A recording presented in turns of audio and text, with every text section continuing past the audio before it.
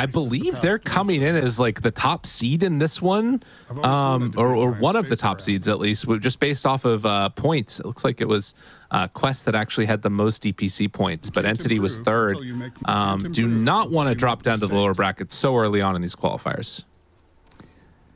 So I'm looking through the toppest of pubs right now, and I've only found 3 games of mid Marcy that have been played, and it was mid one, Cuckoo, and Eki, and that is it. And we're talking like that's a lot of Marcy games in 8 days. Only 3 people even tried it mid, and most of them have done max sidekick, a little bit of like 2 points rebound. So I assume he'll probably just try and max sidekick as much as he can reliably with rebound, and then try and use your ulti. I don't know. This is gonna be very interesting to watch.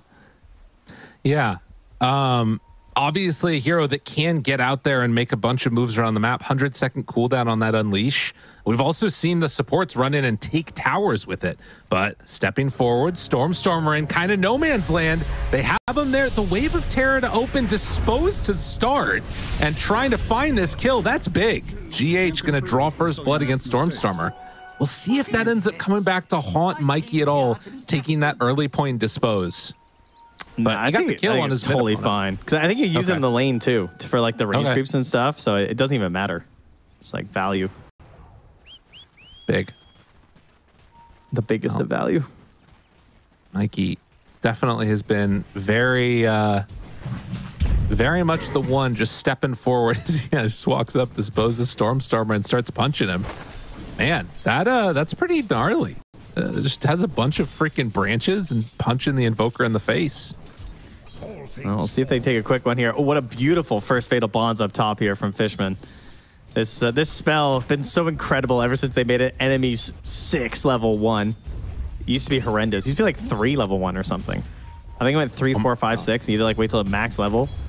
It's just so much damage. Like we have this cleaving damage as well on the wave, so if you're trying to get the kill, you can really try and speed it up a little bit. Down bottom. Yuma, though, he's in really far, and they managed to take him down. Gabby just punching away there. That's rough. Yeah, I mean, they're getting a good start up top, though, like you're talking about, and then also finding that kill down bottom. This is what you want to see. And GH, he might also be dead up top. The Fatal Bonds, a couple more punches. Fishman takes him down. Dude, right, Warlock is so strong. I figured it out. I know what's happening. Because he's not able to just illuminate at the start of the game on Mikey, he doesn't have the focus to just use his chat wheels anymore. He's been silent this whole time because he's so busy with these micro movements in the wave trying to last at everything versus Invoker. That's fair. Well, he's still doing a good job of it, definitely. 8 and 1 apiece. Although it does get one denied right in his face. Yeah, you had to say that. He just lost that range creep right in his face. Oh, it happens. I allowed him to use some of those chat wheels. But yeah, I'm with you. That sounds about right. Gabby, in spite of the kill onto Yuma, has had a little bit of trouble with the CSing, it looks like. Always tough to play against the Razor. Damn. Stormstormer doing a good job of getting a couple of those denies in there where you can. 11 and 4 already. I mean, this is his guy, right? Like, lose game 1, all I could see was Stormstormer Invoker in the future. Right. And Nigma gave it to them. You know, they are better at this than I am, so they were willing to fight into this, which also means that this Marcy got picked up pretty early, so Mikey presumably wanted this as a matchup into Invoker. It's kind of interesting.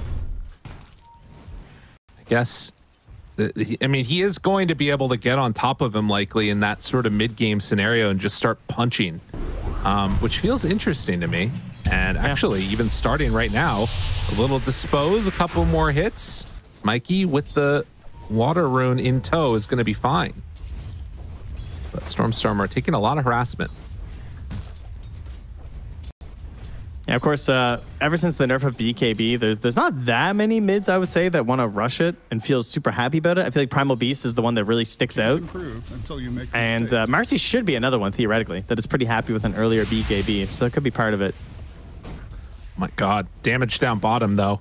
Yuma going to get pushed back. They almost were able to get that link off and good damage onto Gabby, but the fissure from Katomi doing enough to keep him alive. So doing a good job right now on this Earthshaker of ensuring Gabby gets off to a good start. But as I say that, no more fissure now. Doesn't quite have enough for the kill. Yeah, I'm just cursing everybody today. Can't be stopped right now. Stormstormer has used the cold snap here just to get out of the body blocks and turn it back onto Mikey as they hit the 4-minute mark. Rubik's coming in from the top, so Mikey goes bottom. Stormstormer won't be able to grab himself a little water rune. I mean, he's an evoker, so you're not really counting on runes anyway, of course. But to give up both feels kind of bad versus anybody. Yeah, no points up in Exort for the Spirit to go over and try and make the deny play. So yeah, Mikey getting both of those, that's what you want to see if you're an Nigma fan. Now he's back, yeah. Yeah, spamming. Yeah. Well, laning stage so far looking fairly even-ish across the board. Definitely a slight lead up on the top side where it's a TA Watson that's gotten pretty much everything that she wants. Mid pretty even though. I think the other nice thing is his scaling throughout this game on Watson looks great. He might as well be TB. I feel like he scales pretty hard compared to the heroes on the side of Nigma. We've seen the state of the game that TA gets to. Like, she gets into like later Aghanim Scepter and stuff. If the game goes really late, she's really hard to contest. I love the shard timing. I feel like it's this whole thing with Templar Assassin that I always have to watch for, because you'll have games where the TA will just straight up buy it at 15 because it's so valuable, and especially if they're snowballing, it can just ruin a team's team fight. And you look at like Underlord, Razor, Marcy, they're going to be pretty clumped in the middle of these engagements, so they're going to be kind of cautious about their dispels. Absolutely. No, they need to have them at the ready. Another really good Fatal Bonds here is starting to lay in damage to MC, and actually with these imps coming at him, they're going to do significant damage. Man, even the Ring of Health not really keeping him topped up on the HP pool, while Mikey is starting to bully a little bit on Storm Spirit. Getting that double rune made a big difference, and level 6, or rather minute 6 coming up pretty soon. Depending on what this is, he might just get dove. Yeah, he has level 6 now on Marcy and Stormstormer. The Ghost Walk is prepped from Stormstormer, so. Going to Ghost Walk and start heading bottom? Is he ganking right now? I mean, you're regenning, right? So. Okay. You know, gotta do something. That doesn't look like it's going to work out for them. It's okay. Wave's going to push to his tower anyway, so it's not a big deal. Right. Oh. In the meantime, up top, Watson still gain everything that he wants, although MC isn't being completely denied everything. Getting semblances of this wave heading his direction. No stacks yet being built off in the jungle for the TA. But she's already that is one downside. The Kataomi's on it now. He's getting the Ancients on the other side of the map. But down, certainly, you know, you have Shadow Demon in the off lane. This guy's got like 4 stacks already as a position 4. Earthshaker, a little bit harder to make it work. True enough. Trying to go onto MC a bit there, but drops down the Firestorm and then backs away. And again, Stormstormer just ghost walking around mid, trying to regen back up. And get himself into a decent position here. The scan does connect Radiant, realizing that Katomi was heading around, and that should keep Mikey alive here. But another rotation. I think this off-sentry combo mid is so sick too, as Watson, like you said, rotated right through. Beautiful play there. Nice connection, and actually bringing in Katomi. He's also, gonna hurt. Fishman will throw down the upheaval, but nothing really doing afterwards. A good fissure. This Fatal Bonds is hitting them quite hard. If they can get any extra damage, it would be a huge amplification, but no, they're just going to head through the gate, regen back up, and then come to lane again. That's a nice play. Oh, they're going to try and catch them on the way back in? It looks like Invoker's TPing to the outpost here. He's going to come through with the Ghost Walk and the DD, saying, we want to punish them when they get back in here, guys. Yuma? Oh, maybe this is it. Starting. They have a good bit of damage. The right clicks are there. Another Fatal Bonds onto 2. Slow down with the upheaval. And yeah, Yuma is just going to drop. So a nice rotation. And the big thing there is getting the urn charge onto Stormstormer. Jeez, that was a huge Fissure. Like, I think he gets away if it wasn't the Fissure blocking him into the tree, because he has no Quelling Blade on the Razor, and he connected it right to that tree. I think the Fissure stun would not have been enough. I think he absolutely needed to make sure there was a full-on block there. So really well done from Kataomi. Well, I definitely want those kills to try and set up the beginnings. And again, as we mentioned, the potential. Oh, wait, after using Tornado, they just decide to go. Stormstormer in trouble. Dust already used. Another round to hit. Stormstormer slowed up on Mikey and nowhere left to go. Mikey is going to get taken down. And GH also might go down here too. They have anything? Doesn't look like it. No, nothing else bonded. The Warlock gank. Rarely seen, but much appreciated. Of course, has the ulti ready too. Once he gets the mana back up, so have to be a little bit cautious if you want to dive any more of these heroes. They're at Yuma again, forced to use the link just to drive them back a bit here. It does open up another possibility though, because he's not going to fight with that links down. And now Stormstormer moving through. Can he get here in time? Mikey moves in for the kill, and no, isn't going to be able to make it happen. Stormstormer seeing Kuro. It's a bold play to go for this. They're thinking about it. They see Mikey now, and maybe a chance to go into Kuro if he steps too far out, but he's not doing it. I think they knew. I think that you know, that's why Mikey comes down here. He's just he's fully aware of how this Invoker wants to play this. I love, again, this op-centric combo mid that they put down from Nigma. I feel like that is so valuable versus Invoker. I think every team should be ready to de-ward that, because they're constantly knowing if he's sitting there ghost walking or he's moving ghost walking. MC drops the portal so friends can come and join him. They bring in a bunch. The Tornado hits now onto 4, but that means there's 4 heroes nearby. Oh, big stun. Is it going to be enough? Fishman drops the ulti. Stolen swap, turning, gone, and Fishman lives. 3 dead for 1. Oh, I thought they were going to have the turn there for a minute, but Mikey, he's just forced to bail out of that situation, and Fisherman somehow gets away. One happy Invoker, Warlock player here even gets the stack off after to keep propelling Watson into the stratosphere. He's about, what, 1,400 gold ahead of Yuma right now. We have a very large Templar Assassin in this game. And Entity, they're trying to do the same thing for Gabby, right? He's pretty high, like he's tied up there with Yuma on that Razor. But I want to see Gabby getting into some fights, right? He's trying to avoid the Doom game. He wants to battle. No, totally. I mean, is he gonna die? Is he gonna get swapped back? They need to get rid of this ob-centric combo, and it's just done way too much for Nigma. It's been really good for them, absolutely. And I mean, that's the thing, right? Is that if they see a moment there to make a jump, they're definitely going to go for it. But instead, it's going to be Mikey stepping forward. Could pop Unleash here, but is just going to right-click down the tower, it looks like. Oh, a little bit of a misclick there. Like he doesn't get the last hit. That's fine. But yeah, I mean, a very similar situation to what we saw in game number 1 with Watson taking over the role of what Yuma was last game on his gyrocopter. We'll see if the story ends the same as they're setting up onto MC top.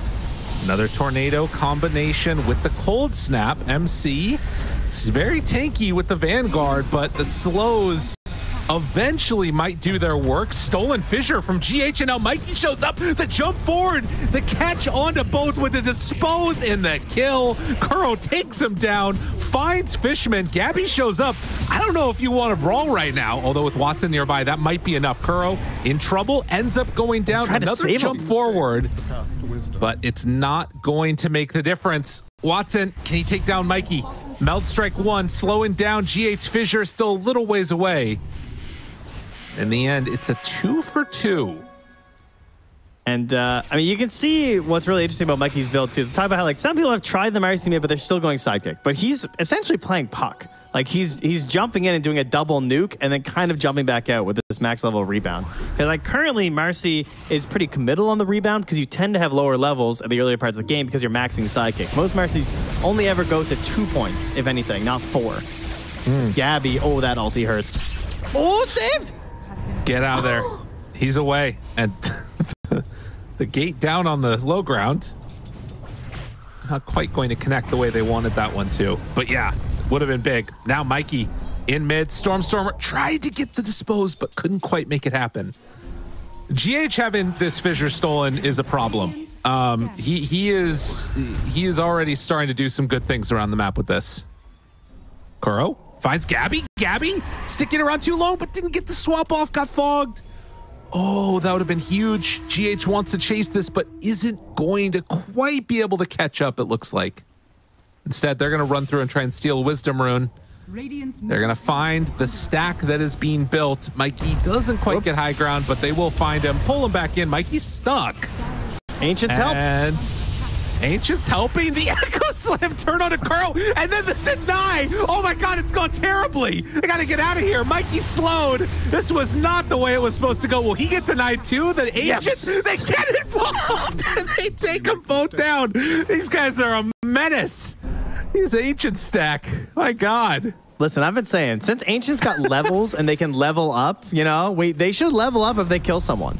Yeah. Then it's more valuable if you helm the Dominator them. You like sacrifice your position 5 to power up a neutral creep.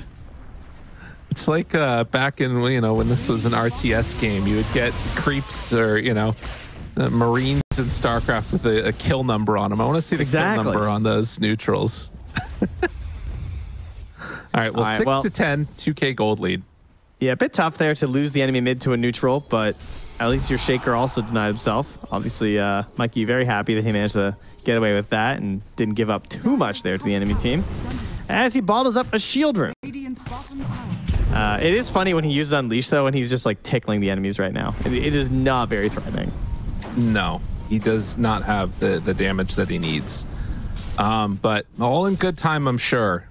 GH still farming away in the mid lane. He runs out of the fissure, so that great initiation potential that he had before not going to be there as much anymore. He's trying to set up on Kataomi right now. He's like, he's just like, do you think he'll fissure this wave? How badly does he want gold? Yeah, but doing a good job of covering that one for now. While down bottom, Entity start to take down that tier 1 tower. MC trying to do the same on the other side of the map. Is not quite pushing it as quickly, though, it looks like. So will they get back in time to defend tier 1 top? Does not look like Entity are interested in taking that fight. So yeah, just a trade, and right now it's Nigma that have found themselves in game number 2 with a 1 tower advantage, but down a significant amount of gold. That main difference just being Watson's very farm TA, who now has Blink Dagger done. Do you think that Yuma will achieve more kills as Razor than Watson did? Because Watson ended last game with 1 kill, and that's where Yuma is right now. I mean, I think so. You're a believer? Oh yeah, 1,000. I don't know, man. This game, like, this is prime for a snowballing out of control if they get Aegis and 1 good fight at a Watson, you know? That's true. They might end the same. And Razor's just sad. Yeah, it's definitely a real possibility right now. The other problem is Yuma getting into the fights, obviously. You know, we talked about the issues with Fishman and the IO with the Razor the entire time. That's true. But of course, at least they had the ability to bring him in when they could. They're going to have to try and use the portal, I guess, if they want to do the same from the Underlord. Kuro backs away. Oh, we got Grove Bump. That's big. That's really nice for TA. I mean, yeah, Dragonlance, Deso, she's very scary. And she's going for the early shard too. Oh, Watson after my heart here. I know. Jump forward, Echo onto Mikey, the blink reveal. Mikey in trouble, slowed, the stun, the Sunstrike Tornado. It's going to be enough. They take down 2 and get the dual victory. They baited that out perfectly. Snowball, snowball, snowball. Speaking of blink reveal, Kataomi also has a blink flying out right now.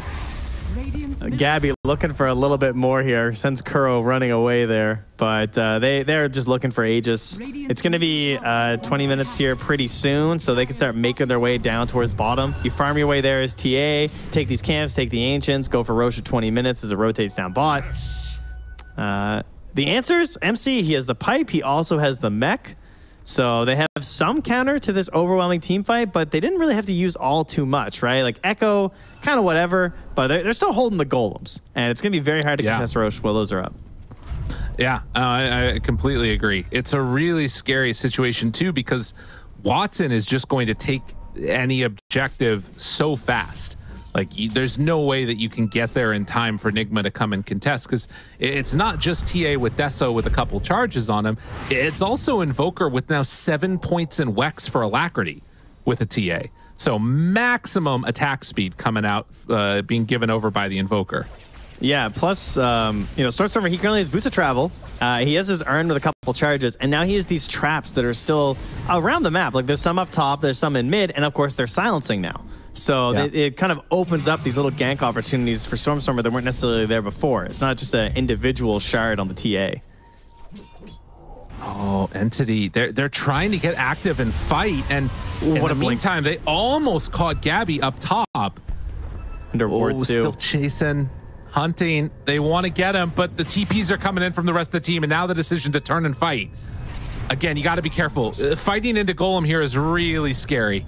But instead, they're going to go back through the gate. And then are they going to try and set up for a Roche themselves? 20 minutes, it's switching over. He has the blink. Don't get caught. Looking. Hunting. Drop down some vision. He's going to try and cancel it again. Oh, dude, he's a bold guy. He's bold.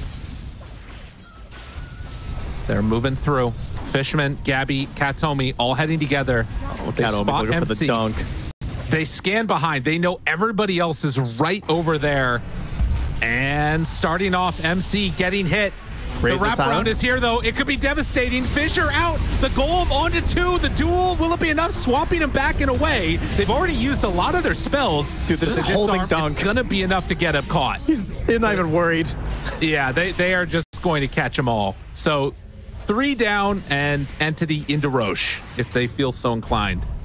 Kataomi didn't even give the respect of dunking on the GH there to cancel his TP. He was like, maybe a little worried that split second he went for it, he could miss it between the travel time of his fingers, and he's just like, nah, let him go. Yeah. Or maybe he just wasn't quite close enough for Aftershock. That's probably what it was. Regardless, I mean, they are going now into Roche and taking it, and they still are holding on to that Echo like you're talking about. It's going to be 110 seconds with no Warlock ulti. I still want to see Entity play pretty aggressive on the map at this point, even without that Golem, but we'll see what they decide to do. What do you think about those Razor kills, bud? I know. I'm looking at it now. Yuma, I mean, it's the problem with this hero, right? Like, if things go wrong, you really don't feel good. He got hit by a shard at the start of that fight. I was like, oh, it's over. Like, you're on the trap. They only put a sentry as well, if I'm not mistaken, onto that pillar. So they dewarded what Enemy had there, but Enemy just like quickly came down and chucked another one like directly on top. Gave him the vision of the Razor, trapped him, and gave him a really bad time. Well, and soon we're gonna have level 12 on Fishman. Let's go. True.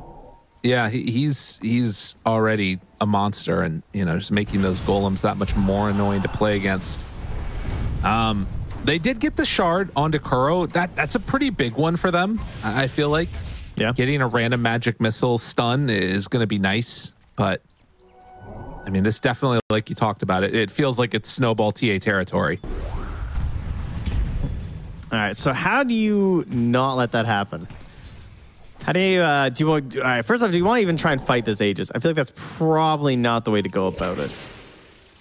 Except Mikey, like, needs to fight. That's kind of one of his problems. Yeah. Like, he is lowest on the cores right now. He's almost fallen to the value of Fishman's Warlock. Yeah. He's only 1,200 gold ahead of him, which is more impressive for Fishman, honestly. But that's Warlock these days. Just get gold. It seems like crazy. And I mean, he has Solar Crest and Drums done.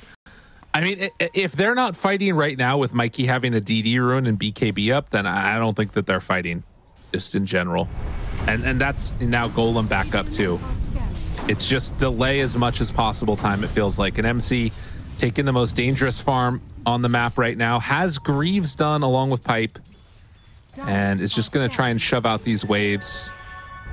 if at all possible. Backs away again, and he is actually fissure blocked. They got him. Dual Cataclysm done. Oh my God, they find another.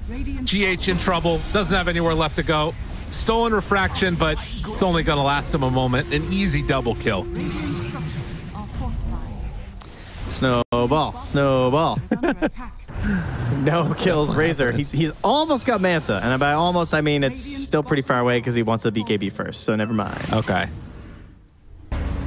Unfortunate. It felt like that BKB is more important. And, well, I mean, he needed something, but this is going to be buildings dropping soon if they can't stop this push. Man, I can't wait to see who picks Razor in game 3. It's going to be sick. Yeah. Freaking Razor, man. Radiant's bottom barracks are under attack. Well, it is strange to have basically the exact same game, it feels like. Right. Like, it's just like Razor's done the same thing at both of these games, but I mean, we can't really hate on the hero too much. I feel like there's many carries that could have been in this situation. But they're not. It kind of is a combination of all three cores again. So very similar problems is what Endy had last game. And again, Mikey is literally just playing puck. That is all that this Marcy build is. Like, he's just rebounding and disposing. He jumps in and he does 2 nukes, and if it doesn't kill them, you lose the fight. Right. You know, and instead of having a coil to at least try and guarantee it, you have this unleash, which will scale a little bit better later. But for now, it's not doing a whole lot. No, it feels quite bad. Top tower is under attack.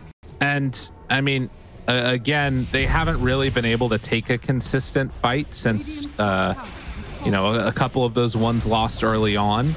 But it feels like the window for Nigma to try and hold out in this game is going to be much, much later. And I don't think Entity are going to give him that opportunity. And in fact, they're going to head now down bottom and try and catch MC.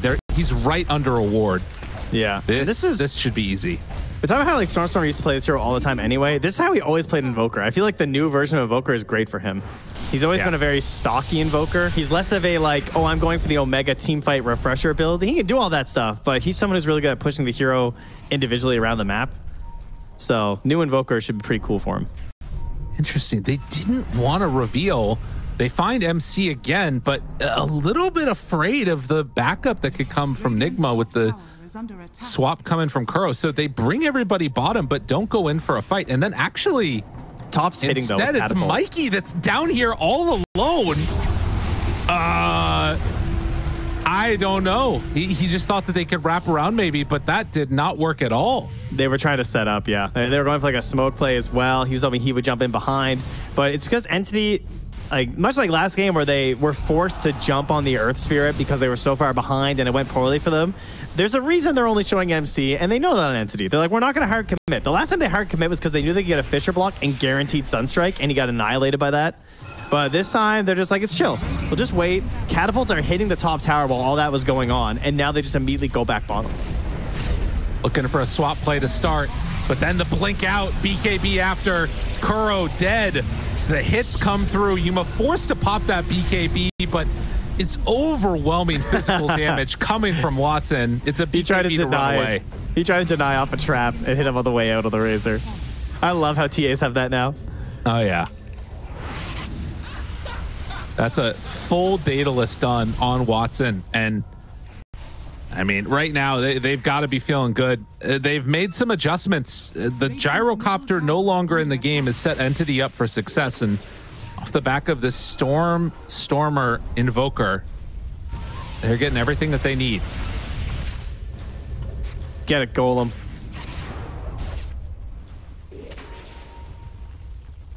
Use your flaming fists. Yeah. Well, a minute and a half until Roche is capable of respawning, and Entity, they've remained active in this game, having taken that full set of racks now. What did Nigma need to do? I mean, it feels like, again, they're getting close to like a couple of item timings, but Mikey in particular has just not been able to get what he needed out of this Marcy. Oh, God, they got him again. Nice grab. Hey, he got it at least. Yeah, that's true. They sent him through the portal. It's just like last game in reverse, like you said. Yeah, it really is. Yuma here. It really looks like there's a corrosive haze on him. Every time I look at Razor, I think the enemy can see him. Right. Well, they can underneath that ward. I mean, they've had that is a good reason. Tombi walking along, looking, hunting, has the blink ready, but not going to go. And yeah, now they realize there's vision right there. All right, so they got one thing in their favor, and that's that they're currently holding Fatal Bonds on GH. So the ideal way that this fight happens is that he sees the Warlock cast his ulti, he blinks in, Fatal Bonds the enemy, steals Golem, and then drops Golem. Okay. All right. Or even better, he somehow Fatal Bonds and then... Actually, no, it's not better. It's literally just that. Yeah, just get the Golem. Yeah. I don't think there's a better spell to steal. He almost has Blink Dagger done, but that also means that they have to fight under Nigma Vision, which, to be honest, you're likely... Oh, Cataclysm to Scout? Don't find anybody, but now they realize where they're at. Likely it's going to need to be around that Roche fight. That feels like the most likely place where this game is going to be decided. And we're 2.5 minutes away on it. Oh, we're already going to be extending the schedule here today since we got started a little bit early. I thought maybe it'd be a fast one, but 2.5 more minutes and a guaranteed game 3. Sorry, almost guaranteed game 3. Yeah. My bad. Wait, might get our first game 3 of the day. Who knows? Perhaps GH can pull off the miracle here, even if he's not here. He doesn't have the spell stolen anymore, sadly, so... you know, it's still on the... It's always the Rubik player we have to look for, right? It's true. I mean, I think for Entity, you know, it's going to come down to Watson needing to play not necessarily defensively, but just not crazily, I guess. As he hits level 20 and has meld the spells now. Just don't play like it's a 25k lead, and he'll be fine. You know what I mean? Just play like the game is still somewhat tight, and you're gonna win these fights. But if you do the YOLO plays, there have been some crazy comebacks these qualifiers. Oh yeah, there have been some insane throws. I saw like one game where they were up 25k and it got fully reversed, and then they were down 3k, and then they came back and won. I was like, oh my god, right? Like the hearts. Everyone's just losing it. I love TI Dota. TI is when you get the worst Dota of the year, and it's the best. It's true. There's nothing better than bad Dota. It's great. You love to see it. Well, and I guess stalking. The caveat there is that great players play in nervous, scared, spooky Dota. As they find GH, he TPs away. Oh my god, dude. And then, well, they find another one. Kuro also going to get hunted and killed.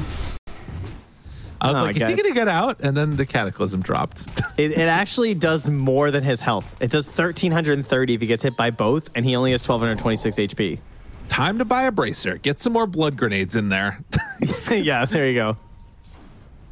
Guys, I need the blood grenades. Well, a very long Roche respawn time like we talked about. Stormer finds MC now on the bottom side of the map. Gonna get hit by the wall and now completely out of mana. Just waddling away, trying to waddle away. Getting bullied here. Jump, finding the Warlock. Okay, dispose, pulls him in deeper. They get the Golem down. Gabby manages to find one. Duel back off cooldown now. Thinking about turning. Now Kuro shows up. Kuro and No Man's Land is just gonna get dueled. I'm over Nobody here. there to help him out at all. And now they get the lift up. Razor found. Yuma in trouble, dies in his BKB, and they find another. GH just gets obliterated by Watson. Time to head on up high ground. Who needs a Roche? Took too long. They're taking buildings. Now, Watson did end 1-5-2, so he had one more assist, but he also had one more death on the Razor last game. It is so, funny, you know, it's like, I'm not sure how you can. How do you win this one as Yuma? Is 1-4, if he gets 1-4-2, then he just straight up did better. So he needs at least an assist. Yeah, there it is. Yeah. Okay. Ideally. Cool. I mean, we are seeing the snowballing carry completely take over this game. The big switch up here too is that Invoker is not just the utility that we saw from Coddle last game. He is also a damage dealer in his own right. But yeah, they don't manage to take the other lane. And actually now with no Warlock Golem, do they want to try and take this fight? I feel like they have to run in. Oh, I see what you're saying. Yeah. That's Nigma having to. Yeah, they pretty much have to. It's their last hope. You do not want them coming high ground with an Aegis. I don't think you have a hope or a dream. You have all your spells up, so I think you smoke close and then you Fiend's Gate in behind, and only the Underlord goes through and the rest of you run. That's the play. They're trying. It looks like that might be the call, though. They smoke up MC also. Roche down to half HP. If they want to get there, they got to be quick. They're already sitting in position on Katomi to break it. He doesn't have Echo for another 15 seconds, but Aegis claimed, and it's too late now. Oh, they saw Mikey on the ward. Oh, GH has to blink away. Cataclysm, Mikey trying to escape. The duel's going to be there, though. Disarm on you to BKB. The swap back, trying to keep him alive. Mikey lives through it. And now Gabby caught, doing what damage they can. Watson's at an awkward angle, but they find him. The jump forward, trying to blow him up. Does he have enough? Mikey disposed the hits. Watson is low. Watson actually going to die one time. They burned through the Aegis. That's about the best that you could hope for. Katomi's looking for his moment, but his blink gets canceled. Echoes the ground. 2 still dead for 2. MC is in trouble and likely going to fall here. But that is about the best you could hope for on Nigma to try and hold on to this game. GH no, gets away too. He had nothing left. Didn't realize. Okay. Oh, nice escape there. And yeah, you're right. It really is the best you could hope for. And picked up a double kill there on Yuma. So get owned, Watson. The superior Razor player has arrived. He's so powerful. A lot of Zeus house. Yeah, it's a giant hole. They have to claw their way out of. But you saw some potential there from the Razor. You got a big link, a nice steal, and he's eyeing up a butterfly with his bonus gold. He's like, if I can get to a butterfly, TA, she's going to have to work pretty hard with some side blades to catch me. Oh, true enough. I mean, that's really just putting as much on the line as you can, trying to just hope to get lucky with it, which is what it feels like they need. Although, a jump, a lift, they find a fishman, they blow him up in time. No! He gets the golem off, he gets the fatal bonds off, Cataclysm, but now stolen golem. And will end up making the difference. Yuma in trouble, disarm, dead. Gabby got him. It is not enough at the end of the day, as 37,000 gold lead is too hard to fight through, and now Watson just going to walk up high ground, taking down these buildings. Oh, Alacrity Watson, a bit too powerful here with 94 attack speed and damage. He is a monstrosity. Still #1 MMR on the leaderboards. Still taking over these games. And this is going to send us right on into a game #3. GG is called. Ooh, we are treated on the 3rd series of the day with the game #3. Yeah, got some hype, big team fights as well there. The Shaker, the Warlock, some